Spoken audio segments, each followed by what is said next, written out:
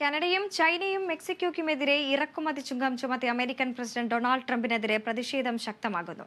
അതേസമയം ട്രംപിന്റെ ഇറക്കുമതി തീരുവയിൽ ലോക വിപണിയും തിരിച്ചടി നേരിട്ടിരിക്കുകയാണ്.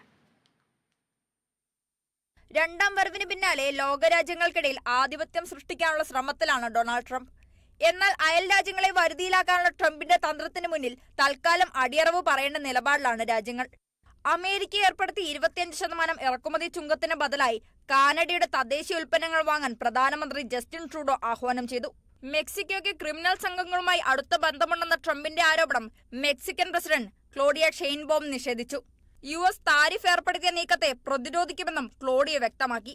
വിഷയം ലോകവ്യാപാര സംഘടനയിൽ ഉന്നയിക്കാനാണ് ചൈനയുടെ തീരുമാനം. രാഷ്ട്രങ്ങൾക്കിടയിലെ തർക്കം ആഗോള വിപണിയെ സാരമായി ബാധിച്ചിട്ടുണ്ട്.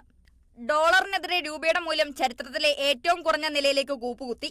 ഡോളറിനെതിരെ 67 പൈസ കുറഞ്ഞ് 87 രൂപ 29 പൈസയായി.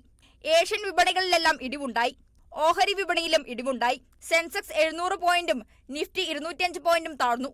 അതേസമയം US-ന്റെ 51ാമത് സംസ്ഥാനമായാൽ ഇറക്കുമതി ചുങ്കത്തിൽ നിന്ന് കാനഡയെ ഒഴിവാക്കാമെന്നാണ് ട്രംപിന്റെ വാഗ്ദാനം. വരും ദിവസങ്ങളിൽ യൂറോപ്യൻ രാജ്യങ്ങൾക്കെതിരെയും സമാന നീക്കം ഉണ്ടായേക്കുമെന്നും സൂചനയുണ്ട്. International desk, Kerala vision news.